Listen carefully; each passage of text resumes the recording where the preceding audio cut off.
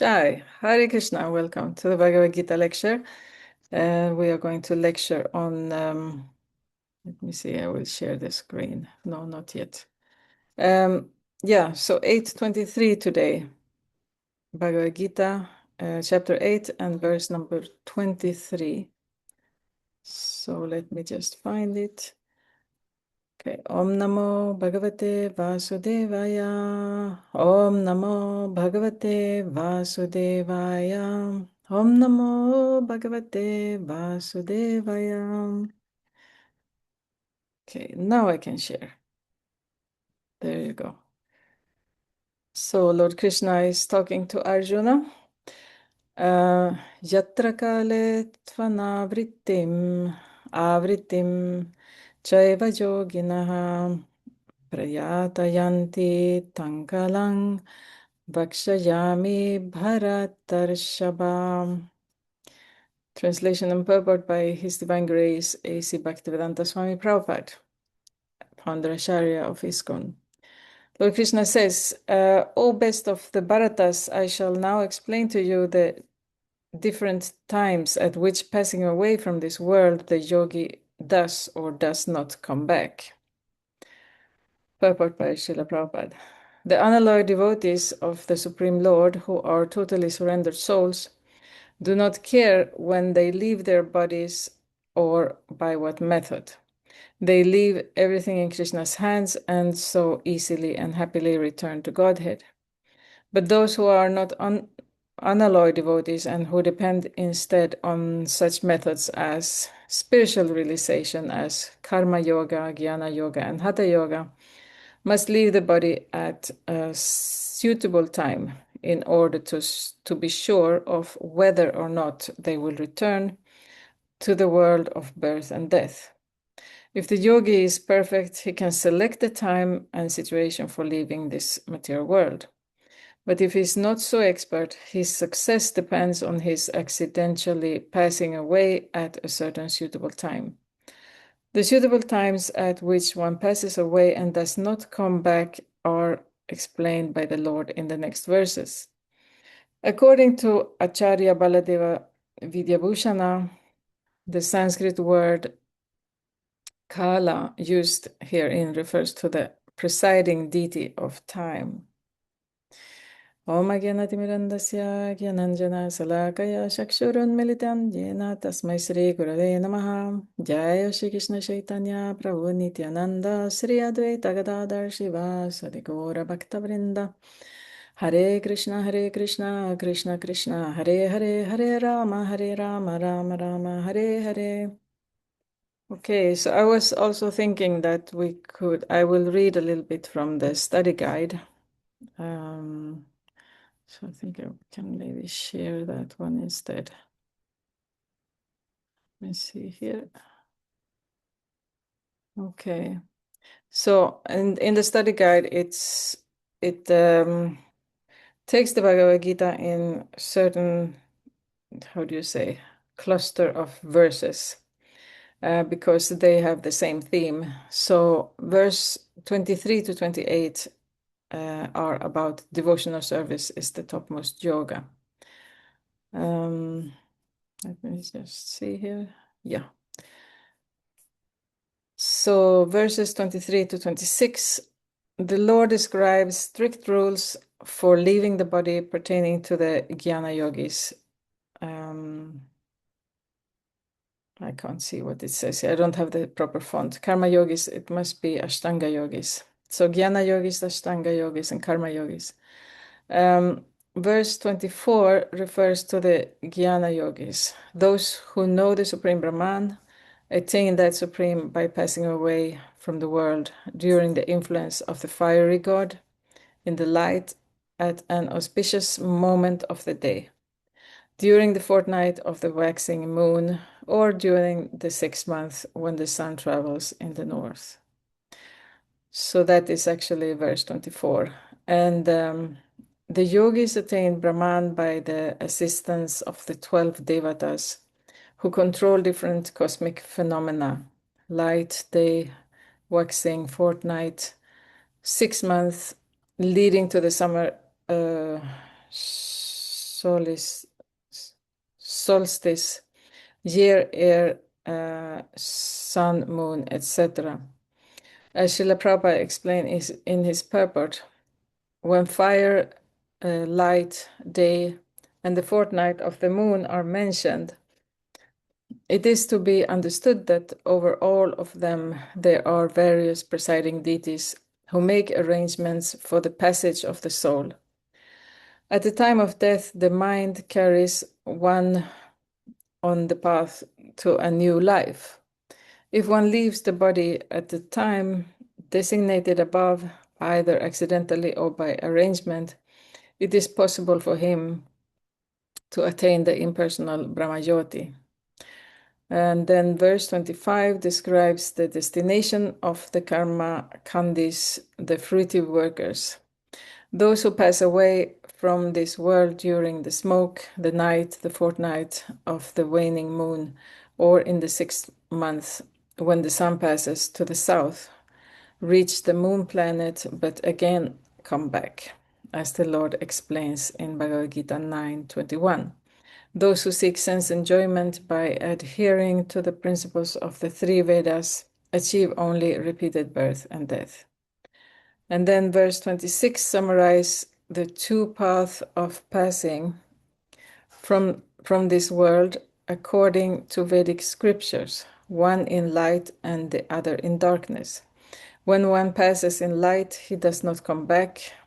He doesn't take birth again. And one who passes in darkness has to return.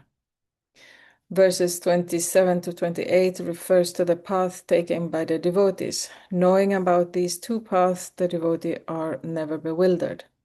They remain fixed in devotion and attain the supreme abode. A person who accepts the path of devotional service automatically receives the result derived from studying the Vedas, performing austerity and sacrifices, giving charity, and pursuing philosophical and fruitive activities. So if one is serving Lord Krishna in devotion, so then one automatically gets the results of all of these things, studying Vedas, doing austerities, and so on. Simply by performing devotional service, the devotee achieves the benefits of all spiritual paths, and at the end, he reaches the supreme eternal abode. In the last verse of chapter 6, the Lord establishes the devotee as the best of all yogis. Verse 28 explains why the devotee is the best. By his devotional service, he receives this result of all other processes and goes back home, back to Godhead. In his purport to verse 28, Srila Prabhupada summarizes the process of devotional service. One who has a little faith in Bhagavad-gita should learn Bhagavad-gita from a devotee, because in the beginning of the 4th chapter, it is stated clearly that Bhagavad-gita can be understood only by devotees. No one else can perfectly understand the purpose of Bhagavad-gita. One should therefore learn Bhagavad-gita from a devotee of Krishna, not from mental speculators. This is a sign of faith. When one searches for a devotee and fortunately gets a devotee's association, one actually begins to study and understand Bhagavad-gita. By advancement in the association of the devotee, one is placed in devotional service. And this service dispels all one's misgivings about Krishna or God and Krishna's activities, form, pastimes, name, and other features. After these misgivings have been perfectly cleared away, one becomes fixed in one's study. Then one relishes the study of Bhagavad Gita and attains the state of feeling always Krishna conscious. In the advanced stage, one falls completely in love with Krishna. The highest perfectional stage of life enables the devotee to be transferred to Krishna's abode in the spiritual sky, Goloka Vrindavan, where the devotees become eternally happy. So that was the study guide. So let's go back. Or do you have any questions regarding what we have been reading so far? No, Mat. Okay. I think my fly has a question, but I don't understand his language. It's just like circling here all the time. Okay, maybe he's asking, can I also go back to Godhead? I don't know. Uh, anyways, so this whole chapter is actually a fascinating chapter. I think it's really fascinating because Krishna is actually revealing how you can get out of the material world and never come back. And where is that place where you go to from which you never come back? And he's like revealing so many things in the Bhagavad Gita. Because, people may think, oh, Bhagavad Gita, it's just the, fundamental ABC, and maybe don't take it so seriously or don't study it so seriously. But all the secrets are actually in the Bhagavad Gita. So, and then Srimad Bhagavatam is just going to expand on what Krishna is revealing in the Bhagavad Gita. So this chapter is quite fascinating. He has just revealed to us how we can go back to Godhead, and at what time of we should leave the body. If we die at a certain time, then can go back to Godhead. Otherwise, we have to come back.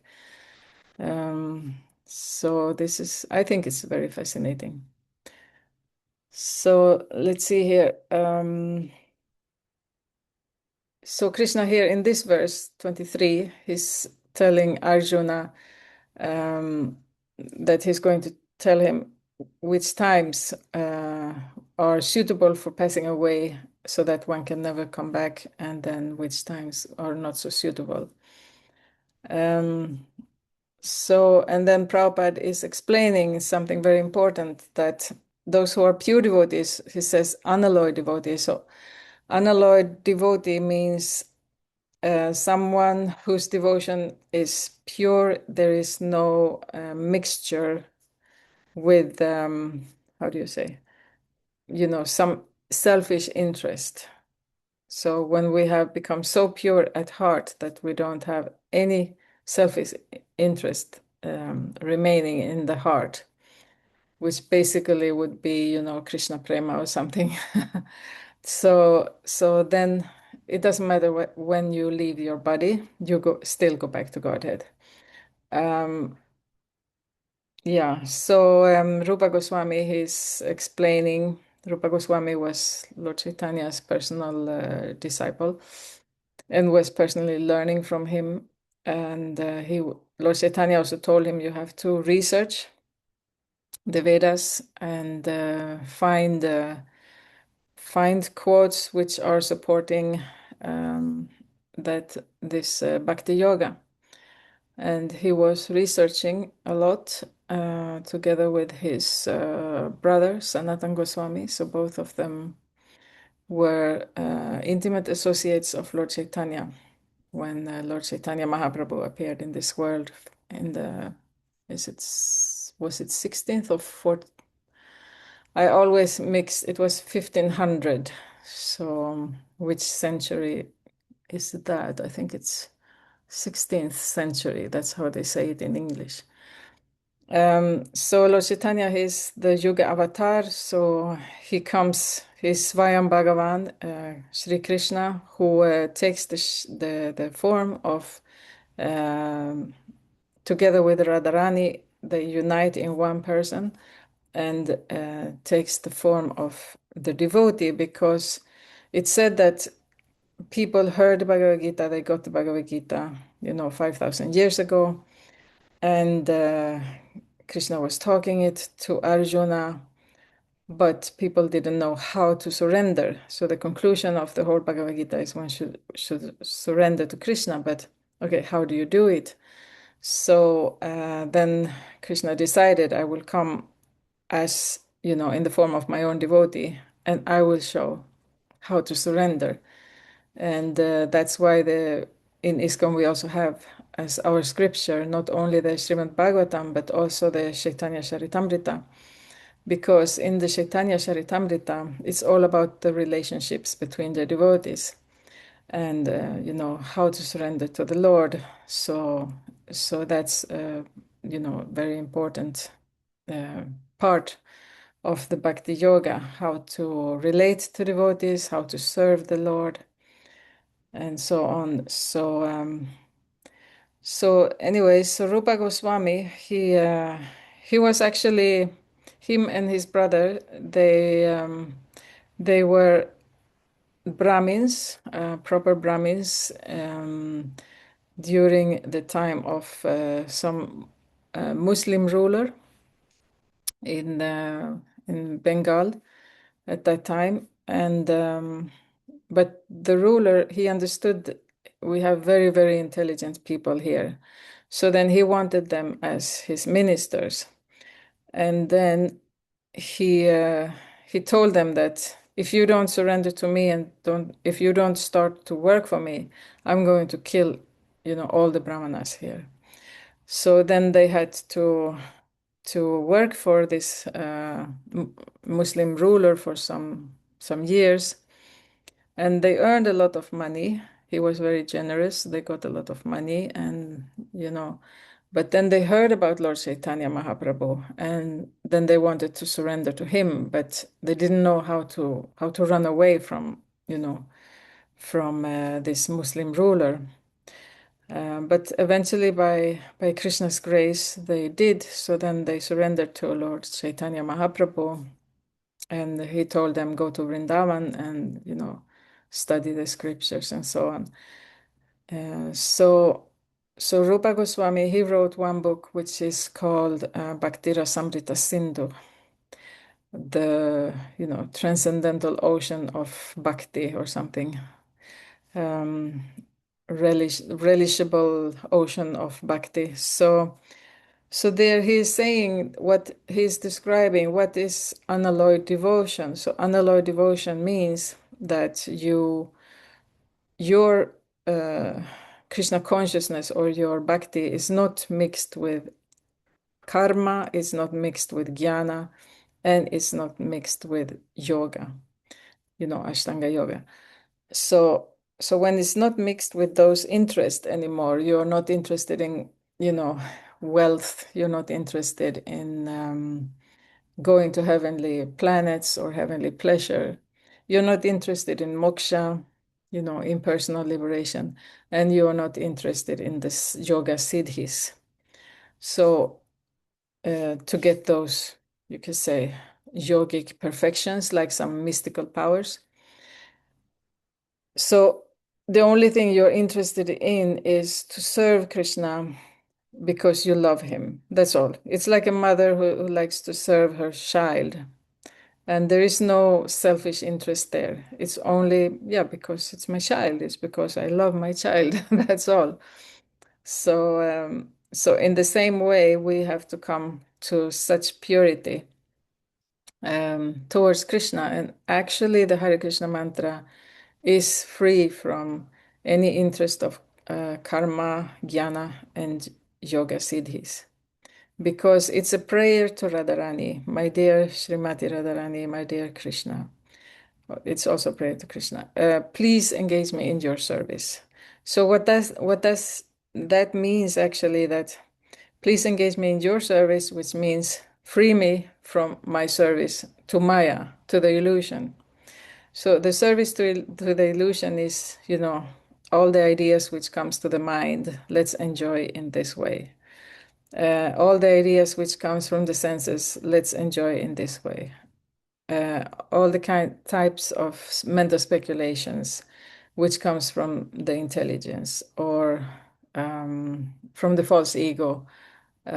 So that's in that way, Mahamaya is keeping us busy, busy, busy, forever, eternally.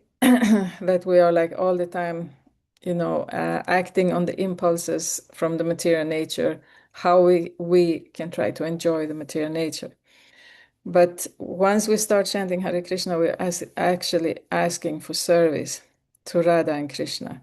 So that's what we're asking for. So which means indirectly that, I want to serve you, Radha Krishna, instead of serving Mahamaya and one's own self-interest, one's own selfish interest, one's own desire to be independent from Krishna. to be some kind of mini god or something in the material world. So that's the unalloyed devotee. Do you have any questions so far on this? No, Mataji, not yet. Mm-hmm. No, All right. Mataji. Thanks. Okay, it's clear. So the person who has reached such, purity in their bhakti, in their heart, he is already with Krishna. So when he dies, it doesn't matter, if it's, the dark period or the light period and all of those things. But for us who are not yet unalloyed devotees, it matters when we die. So if we still have some interest of karma, some interest from jnana, wanting to serving Krishna because I want to get out of this material world because it's such a horrible place, that's actually, it's mixed with jnana. Or I would like to go to the heavenly planets. It's mixed with karma. Or I would like to be powerful. That's mixed with yoga. So for us, it's important to know when is actually the suitable time to die. But very few people are actually able to determine stay alive until, like Bhishma Dev. He was staying alive, although he was pierced by so many arrows in the Kurukshetra war, after the Kurukshetra war. So he was still staying alive. He was just waiting for the proper moment to leave his body. And also he was waiting for Krishna to come. So then he left his body. But he was actually, I think he was actually a pure unalloyed devotee, but still very humble in that sense. And then also another thing was that he had, by Krishna's arrangement, Bhishmadev, he had learned so many things from the demigods in the heavenly planets. I think Brihaspati himself had been teaching him. So those things he had to pass on to Maharaj Yudhishthira.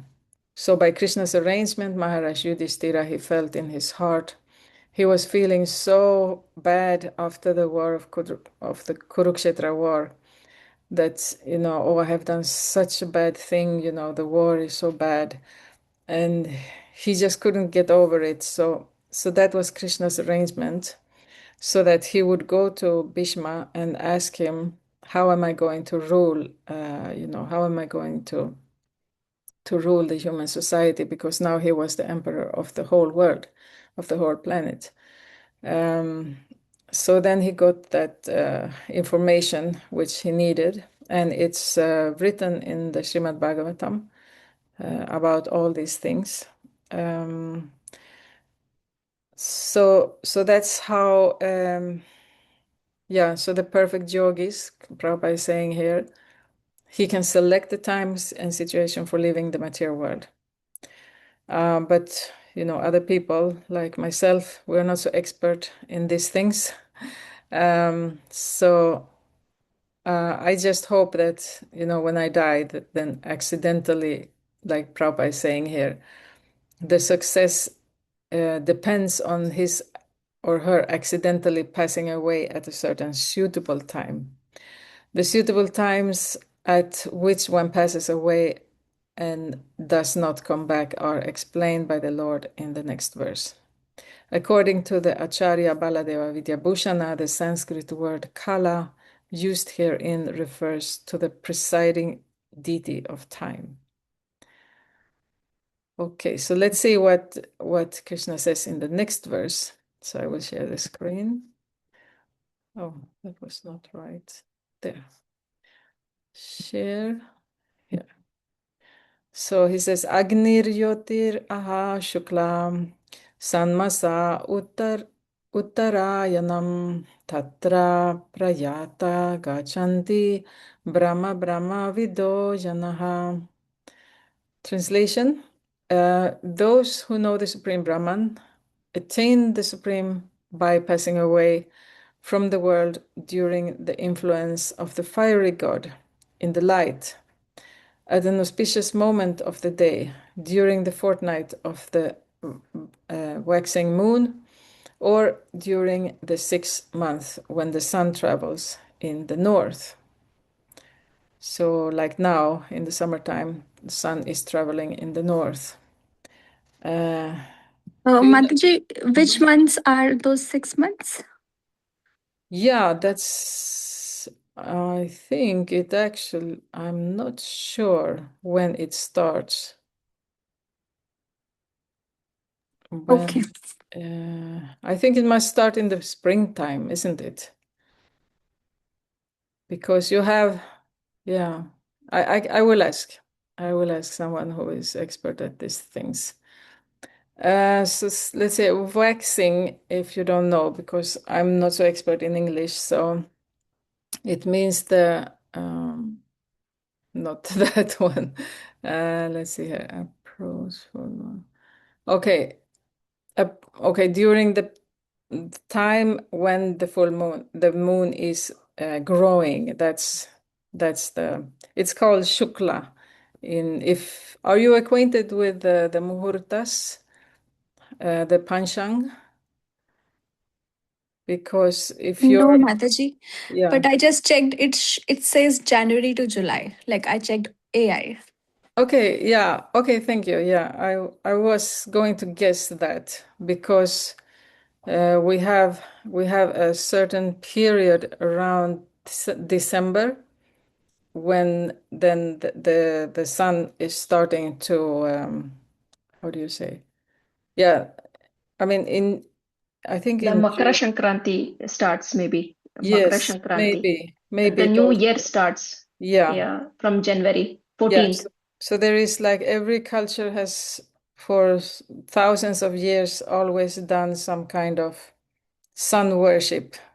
Once in the wintertime and then once in the summertime, when the sun is, going to the south or the north. Yeah, so it must be during that period. But I will try to confirm it from those who knows. So, anyways, about the Panchang is you have the Krishna days, which are 14, and then you have in the uh, is it in the Titi? Yeah, the Titi days, which are called Krishna. So that means when the moon is going is shrinking, and then you have Shukla days. That's during the waxing moon, when the moon is. Since I'm traveling, I'm not sure was it about sun or moon. We are talking about both.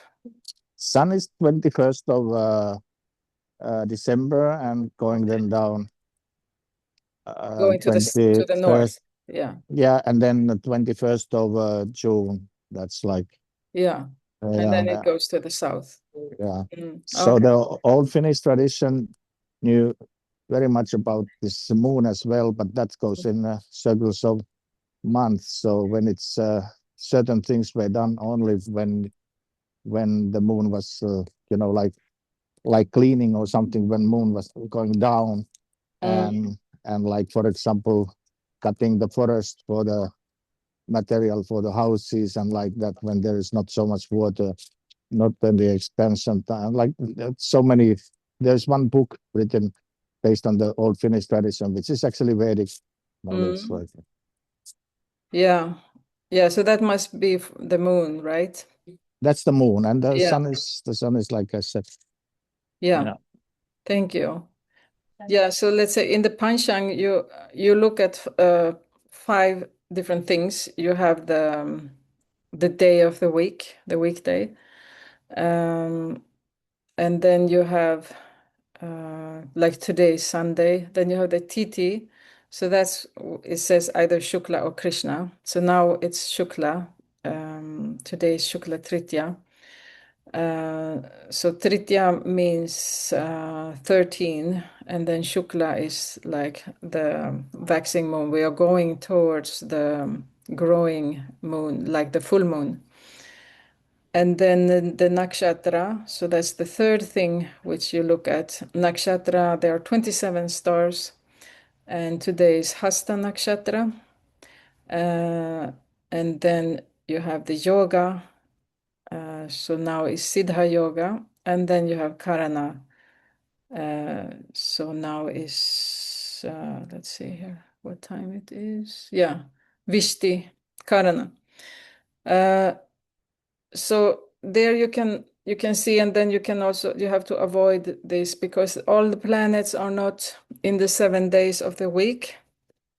They're not represented there. So that's why during one 24-hour period, then you also have the Rahu is in every day then. There is like something called Rahukal.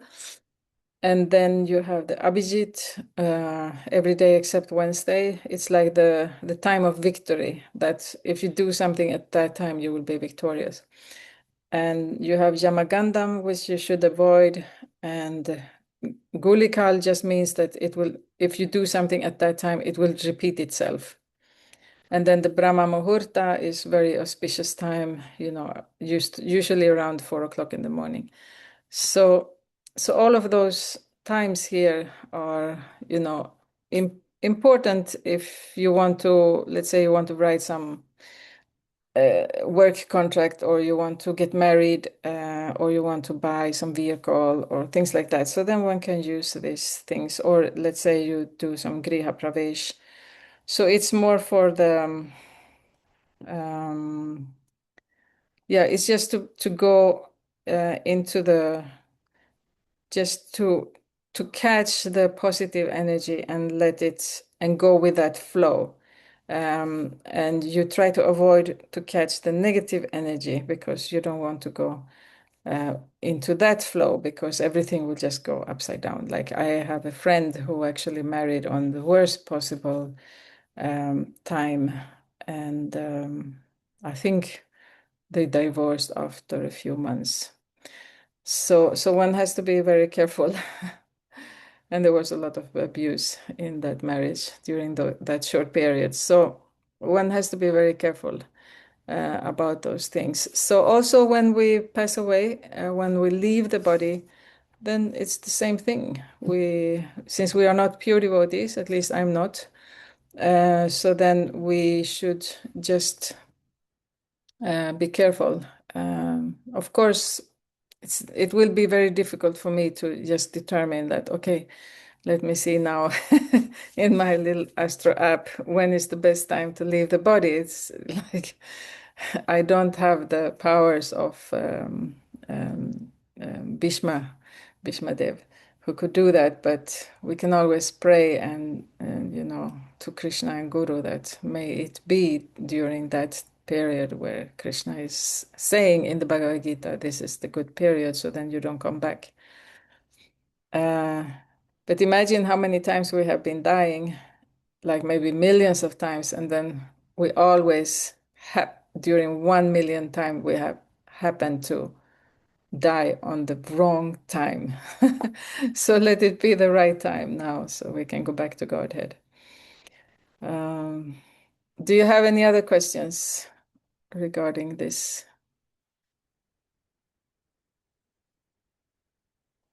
No, Mataji. Okay. So this verse here, number 24, is actually for those who are looking for moksha or impersonal liberation, like becoming one with the Brahmajyoti.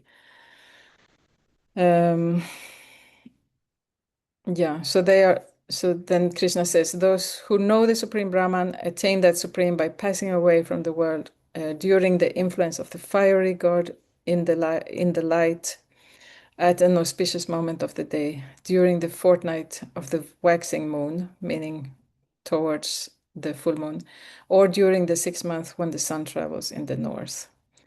So which means now, no, that's already over actually then.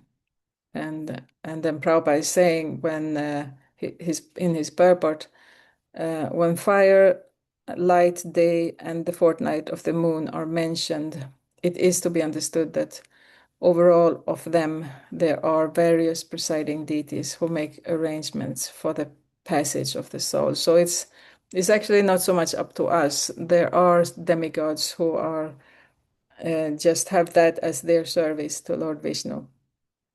They make the arrangements when we are going to die. So at the time of death, the mind carries one to the path to a new life, which means, can you remember those verses we had before, that whatever you think of at the time of death, whatever you desire, that will be your next destination. So if you think of a family member, the husband thinks of the wife, he will take birth as a woman. If the wife think of the husband, she will take birth as a man. So it means a new birth. So because wherever you put the mind at the time of death, that will be the next destination. So that's why we need like a lifetime of training of, remembering Krishna. And then if we can put only our mind on Krishna at the time of death, so then we will go back home, back to Godhead. Otherwise, if we think about family and Krishna, so then we take birth in a Krishna conscious family. Yeah. Mm? One thing, Mataji, that Mhm. it would be very difficult at the moment of death. Like I'm just imagining, Yes, thinking about Krishna. I yes. think you will worry about lot of things. If you understand that Krishna is, if you understand that you're not the controller, if you understand Krishna is the controller and he takes care of, everybody, you just let go of that sense of control. And just hand it over to Krishna and, take care of my family now, and then I'll go back to you. So it requires certain self-realization when it comes to that. But during the life, he's going to also make some arrangements where we lose control and where we have to realize that he is the one in charge. So yeah, I don't know if that answered your question. I mean, that's I tried that already once for What? 20 minutes. Oh yeah. Yeah, Mm. for 20 minutes. So I would say that it's up to Krishna. We Mm. can't fake it. We can't artificially put some picture in front of us or not putting on like that. It's the whole life where the attraction is and the connections to Krishna. So that's the how it goes. Well, I didn't try, but I just had that heart attack. So so the only thing what one could do on those moments I was aware was just chant. That's Mm. all. Mm. Yeah, but that's being able to chant during that difficult period is because one has been training and one has been chanting a lot, Yeah, yeah. either in this life or in a previous life. Like my sister also, she said that because she was like almost dying when she gave birth, which is not happening to all the ladies, so don't don't freak out over this now, but for her it was like that. But then she remembered Krishna at that moment, although she has actually not been chanting so much. um, but I think she has been doing a lot in a previous life for Krishna. So I was not in any danger when I gave birth, but um, just that the baby didn't want to come out and it was very painful. So then I prayed to Krishna, although at that moment I had not yet become a devotee, but I just prayed to God. It came spontaneously, which can also show that, okay, you have done this before in previous life. At that moment, I took shelter of, God, and I was praying, please help me. And then a silent voice told me that if you don't push, nothing will happen. So then I started to push, and then the baby was out, after 1 minute or so. So I think in moments where we realize that we have lost all control and we are completely dependent on some supreme, help. So at that's the moment of sincerity, and also the time of death is also one of those moments. So at those points, that time we can sincerely, chant, and I'm 100% sure Krishna will be there when we do that. So yeah. So don't freak out now about these things. But also, like, let's say when you go on an airplane, I always feel very vulnerable at that moment because I'm so high up. Anything happens, what's you can just, just pray and hope that your time has not come yet. But then I always ask myself, okay, if something would happen now when you're up in the air, are you ready to let go of everything? So I always ask myself that question. Are you ready to let go? So every now and then one can think about that question. Are we ready to let go? Or do we still have some plans for the future, attachments, and so on? Or have we lived our lives? Have we fulfilled, all the material ideas which we had about happiness, and now maybe we are ready to become serious about our relationship with God, because when we lose everything, like I spoke with one lady, uh, she she lost one family member, and then I said to her, because she was quite old, and when we are old, it's time to withdraw from, the sensuous world and the world of controlling, and we should actually now, we don't work so much anymore. Maybe we don't have so much contact with people, or people have died, and some space is created, some empty space is created. And in that empty space, I told her, put God in that empty space now. And so we gradually, we have to do that in our life, the older we become. So then just add a little bit more of chanting, add a little bit more of hearing, and, go more to the pilgrimage and like that. So it's like a lifetime preparation, actually, for the death. But this human body is meant for that. Human body is meant for preparing oneself. And, like Prabhupada used to say, that take this one lifetime, dedicate it to Krishna, and go back to Godhead. So that's and that was like an arrow piercing into my heart. And I felt, okay, I want to dedicate one lifetime now, this lifetime, to Krishna. I got this human body, and it's the perfect tool for self-realization and God realization. So let's do that now. Yeah. So, I mean, like Rupa Goswami says in his book, hope against hope.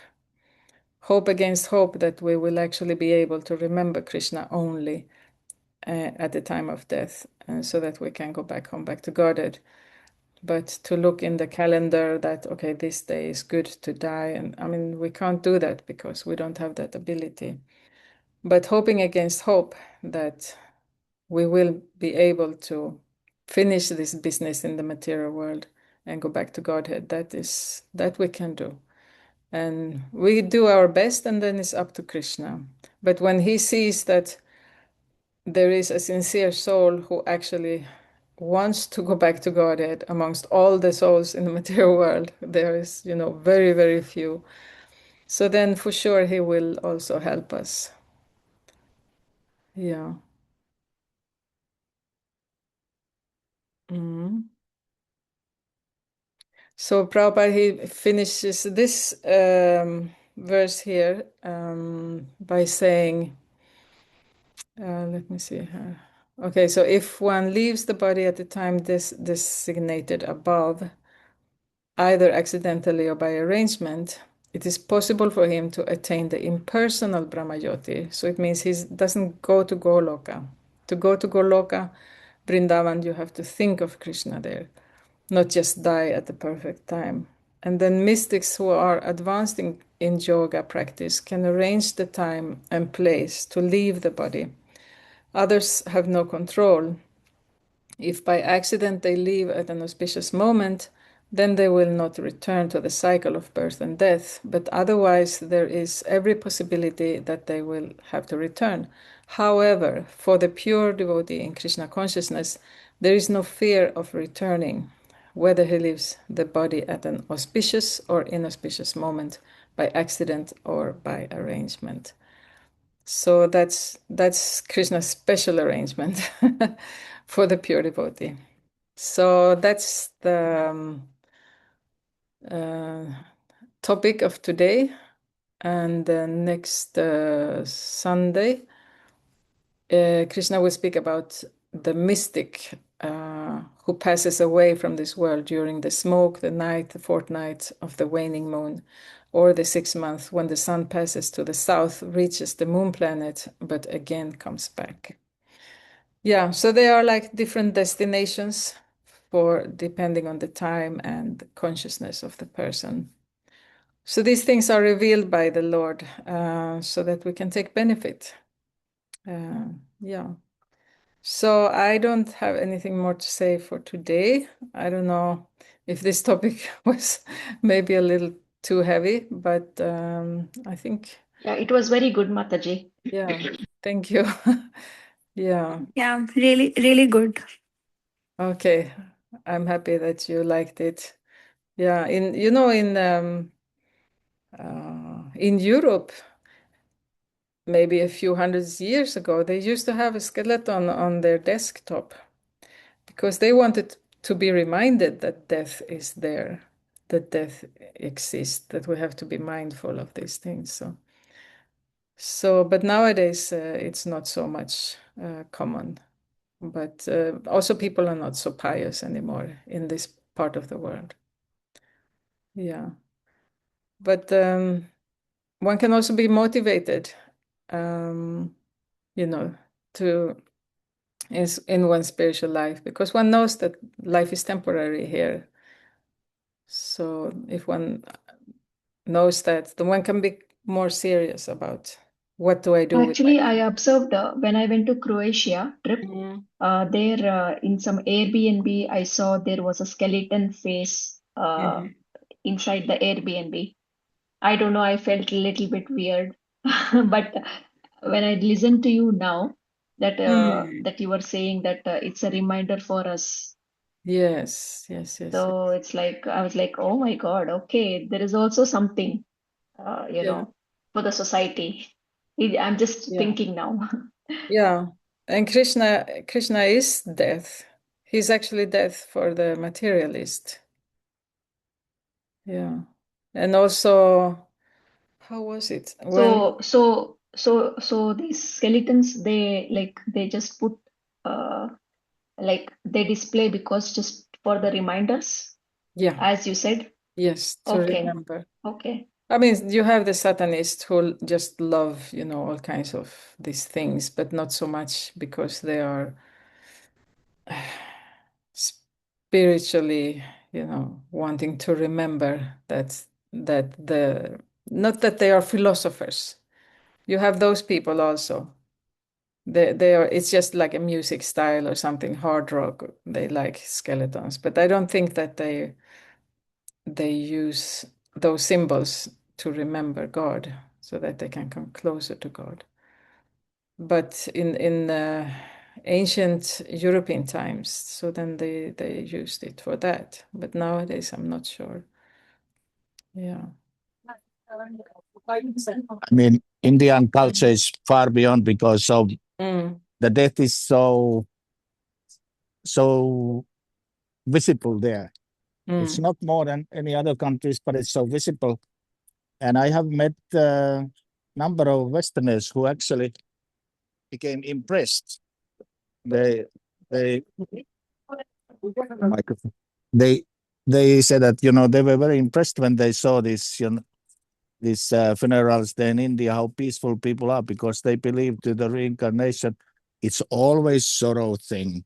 That kind of that is not the black and white message, but while believing to the reincarnation, it gives such an plus also that I remember, like, for example, even I was working for the Indian embassy, then the head chancellor, he just passed away in the airport, and we were just the same day we were already in Helsinki in funerals and like that. Was it next morning? It would be next morning, but not 24 hours. And that's also one thing. But then there is the sorrow is done, how would I say, scientifically.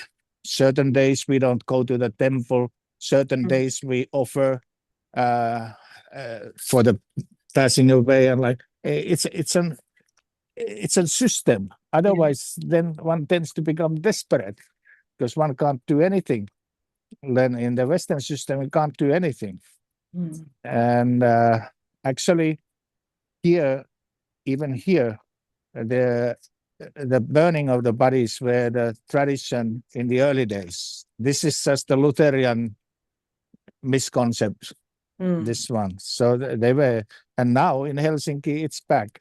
92% of the Helsinki people who are dying are getting burned. 92%. Yeah, that's a lot. That's really a lot. Okay. I'm surprised to hear that. All right. I think our time is out. So, yeah, I think we have to finish. Thank you, Mataji. Thank you for this thank you. day. Yeah, all glories to Prabhupada and Bhagavad-gita. Thank you, Mataji. Hare Krishna. Hare Krishna. Hare Krishna. Thank you for coming. Hare Hare Krishna.